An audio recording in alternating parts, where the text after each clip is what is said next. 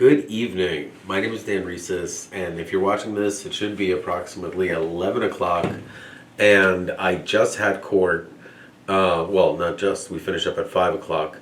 But there was some interesting stuff that happened. And one of the most important things the judge said, and court is going to carry into tomorrow. It's a very important family matter. And one of the most important things that the judge said was, Daniel, do not talk about anything in this case on YouTube. So obviously what I'm going to do is talk about the case on YouTube. No, I'm just kidding. I wanted to take this opportunity. You know, I've always made myself known as someone who does some things that are really unexpected, as well as really rising above the opportunity. Wait, let me just do this. Rising above the opportunity to really understand what it is that my adversaries are griping about. And believe it or not, today was a monumental day where I really was able to kind of understand a little bit more into what's going on. And as you can see, I hit myself up with a little bit of Haagen-Dazs. And I was routinely called a drug addict. And that was really insulting, Jamie. You know? Yeah, I would imagine so. I find it very insulting. I'm not supposed to tell you anything about the case, so I obviously didn't, correct?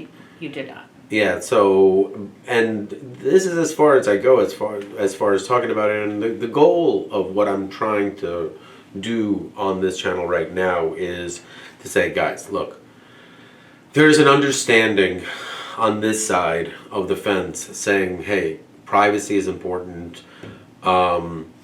We are very much afraid of your voice on social media, and that's okay. You could just admit it. Just bend the knee and say, hey, your voice is very, very scary. And what we are looking for is just a quiet and peaceful separation without all of the Dan Rhesus show. No problem. I wanted to take this opportunity to really introduce everyone to myself, Daniel M. Rhesus. And what you see behind me is the format of the first episode, which we did not successfully complete in filming even remotely close. But I will tell you that It would have taken a lot of time. Oh, total side note, someone has to pay the bills, so sorry about the hat, but I'm going to go with Caesars on this round. And when you get to watching football, you and I watched the first half of the Giants We did. the Patriots, right? I made you watch that with me. Yes. Because Jackson is playing Drake, and Drake May, I had my eyeballs and told the boys that Drake was going to be a superstar, and he's even on our fantasy team. And speaking of which, we took the win again. We went from last place when I took over as a co-manager to full-time manager. I had to take the reins, and we went from 1-8 to, we were about 1-8, and we are now 4-9, and coming up strong, fierce Pierce. And in general, the point of what I'm trying to say is, look, guys, I understand that there's a level and request for privacy and things like that, but there's a few subject matters that you need to take into consideration that I'm not able to really discuss in court, and a lot of that has to do with the inability for me to present facts in light of my own circumstances that have changed over the last 4 months. So for example, at this onset of the trial, I had a certain mindset. For example, a lot of the things that happened to me in my relationship with Mal really caused me a lot of pain. Being separated from her has been amazing for my mental health and all that other stuff. But being away from my children has really hurt me. So that balance it really changes the human in ways that is impossible to really reflect in a single court case. Agreed. You understand what I'm saying? I do. So Yes. that's a very important aspect of this case that maybe, the courts need to catch up, or maybe this is a monumental case in a brand new courthouse, who knows. But when it really comes down to the U.S. Constitution and the First Amendment right to be able to speak your mind I mean, that's where you must see my side of this entire process. For example, what I have to do right now is personally work on a series of spreadsheets or organization for the evidence that I submitted. I mean, JB, that's homework. Like I pretty much, the judge gave me homework tonight. Right. So like, and I like her. She's a cool lady, and like, I know she's trying to do the best she can to manage this case. It's an unmanageable case. It's set up as a complete paradox for me to use as an example regarding, how do I say this? The strength of pro-slay, the future of communication, social media, the future of what our children are watching, which is YouTube, not shows, reality television, and, you know, unfortunately for adults, not Instagram. Instagram is really a sex platform, in my opinion. I believe it's a sex-based, sorry, I took nasal spray, not drugs. And I wanted to point that out. It was very cold out, and I think I might have caught a cold because I didn't have a jacket. I don't have a jacket. You know, my jackets are in my house. There's a lot of ridiculous things that I will be discussing if I'm not able to get my basic needs fulfilled as a human being. And there's... Bless you. I feel so good. Can I get a tissue, please? Yes. Oh my God, that felt so good. When a human being doesn't have his ability to have basic needs that are met, and the court is completely oblivious as to the damages they've done, and there is a limitation to how much one human being is able to, accomplish with realistic expectations. For example, a human being that is able to hire an attorney with a little bit of money in a reserve is able to completely destroy their partner in the current system. That's really not the way the legal system is designed, and I think it's a very wrong way of looking at things. I think it's an archaic way of looking at things. I think this is a monumental case. I think that most people overlook the significance and importance of this case, and I think that rather than focusing on talking about caring about the children, actually caring about the children. And I think that this is where you get to looking at the framework of what is the purpose behind two adults having a conflict that's unresolvable. So there's an amazing movie that I'm going to be watching in the background called The War of the Roses. You ever heard of that? Mm-hmm. You ever seen it? A long time ago. What's it about? Who's in it? Catherine, oh my God, what's her name? And Michael Douglas. And they go through divorce. Yeah, I mean, that's pretty good. Yeah. I mean, it's good enough that you know the premise and things like that. What is her name though? Catherine. Why can't I, blonde hair? Why am I Yeah, totally, Romancing the Stone. Yes, why am I blanking on her name? So, in my opinion, you know, Mal and I were like Romancing the Stone with Catherine Douglas, and now we're in the War of the Roses phase of the relationship. So for me, I mean, you gotta look it up at this point. Oh my God, I know, right? So, in retrospect to this entire thing, YouTube and this platform is really the only place that I have to be able to communicate my true thoughts, my feelings, and things like that. And I still maintain the position that I'm more than willing to settle this matter, but essentially, like I said, Kathleen Turner. Kathleen Turner, cool. Yeah, that was itch. So my goal is really to show it's 10 o'clock. I'll be working probably till 1, 2 o'clock in the morning, wake up at 6, do it all over again. None of this generates any money. And as a human being who understands really the strong basic principles of a good business and time management, resource management, and decision making are not just phrases on a whiteboard in a business school somewhere. They are real life concepts that need to be applied to businesses in order to immediately have success.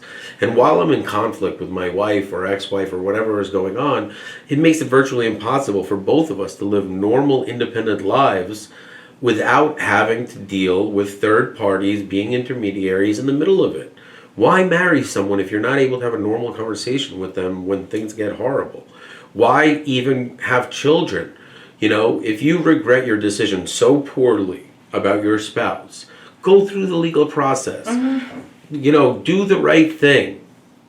Because breaking the law is doing nothing more than setting an example, a poor example for your children, living in a digital world where dad has to calmly, just every once in a while, film a YouTube video and be like, guys, I don't know what to tell you. I worked my butt off trying to explain and explain and explain that time goes by very quickly.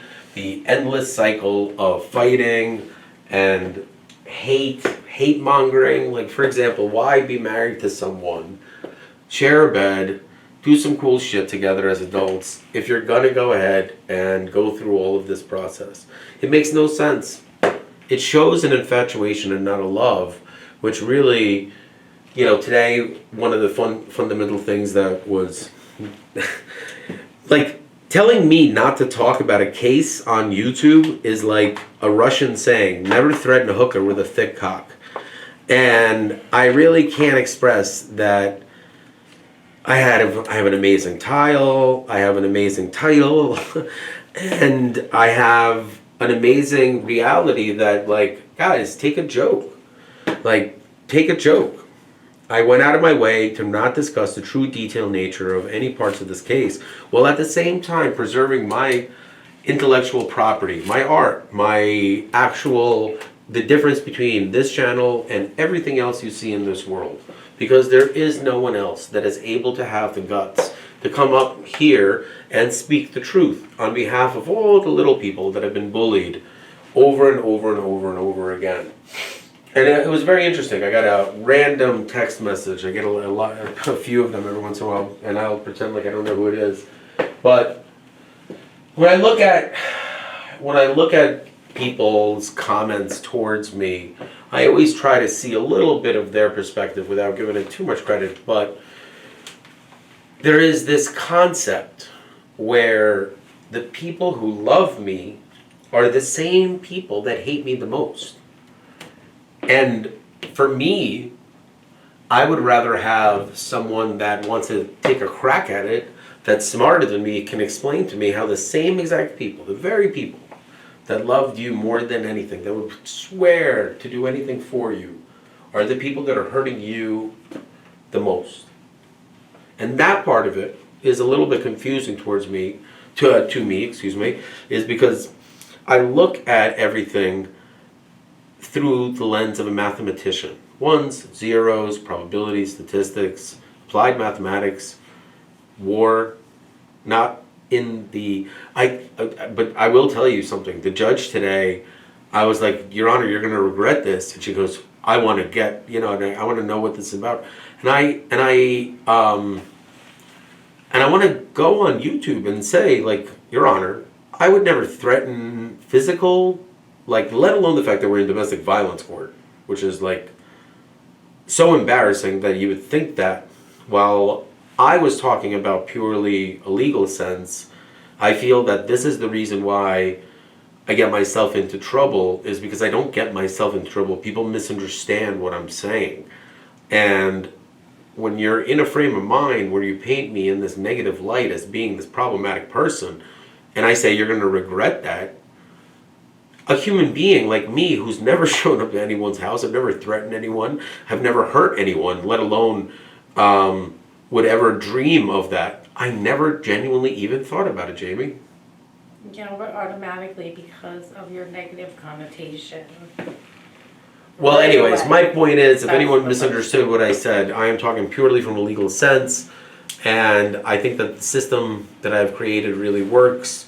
The point of all of this is I have a right to advertise, and ladies and gentlemen, this is a giant advertisement from ProSlay, and please understand that everything you watch here is for commercial purposes as well as marketing purposes. I do the best I can to protect the privacy and the rights of other people who have expressly asked me to do that said item, while at the same time giving the audience and myself a realistic viewpoint of what it's like to live in the shoes of a human being who has constantly found himself explaining himself after doing a lifetime of good for the individuals who are dishappy or malcontent with the recent work that I've produced.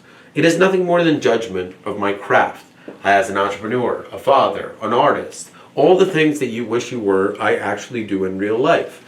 I understand that I have to pay a massive price for that, which is being ostracized from the community, as well as being looked at as some sort of a negative viewed pariah in the community. Please understand that is just humans looking in the mirror. It is 100% all about them that do not see the good that I do for the millions of people that actually watch this channel in a positive light and add mental health to a big list of items that they need to work on.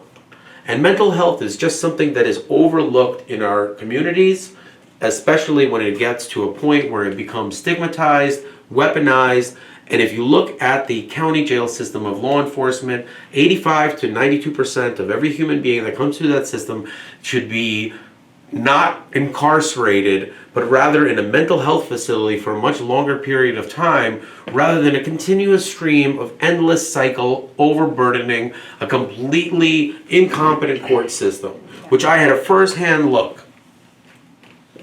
5 arrests, unwarranted, with 0 provocation, meaning that my biggest mistake was to come forward and cite who I am. My goal behind this video is to express that I am an American patriot.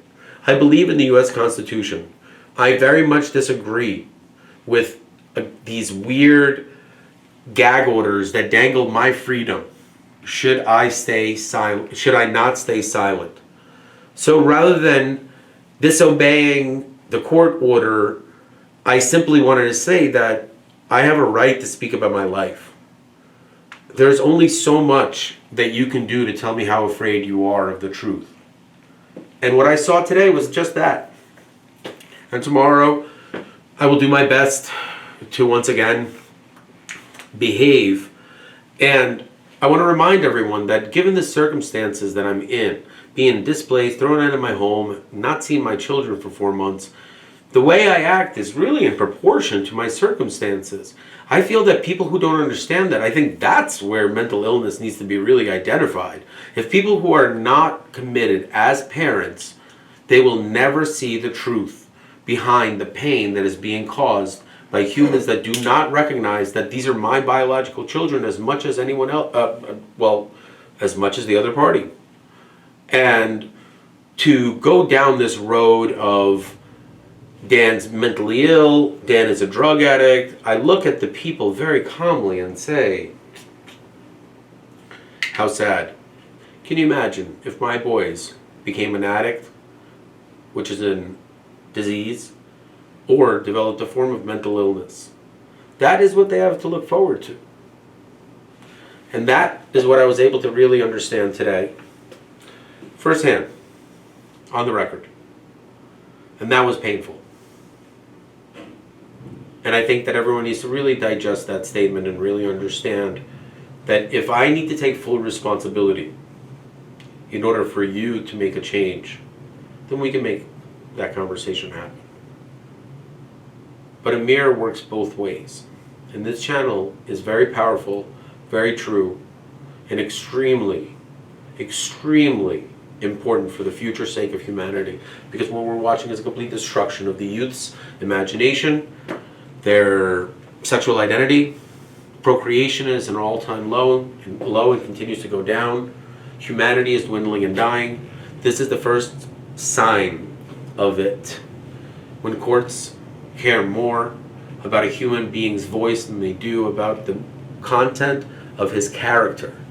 Who is he in reality? What has he done for the people around him? I am proud of my character. My record speaks for itself, I assure you. But if you want to go against me and weaponize the very systems that I have given my life for, please do not be upset at the end result. For I am Dan Rhesus, and I bleed the red, white, and blue. Ladies and gentlemen, go Giants.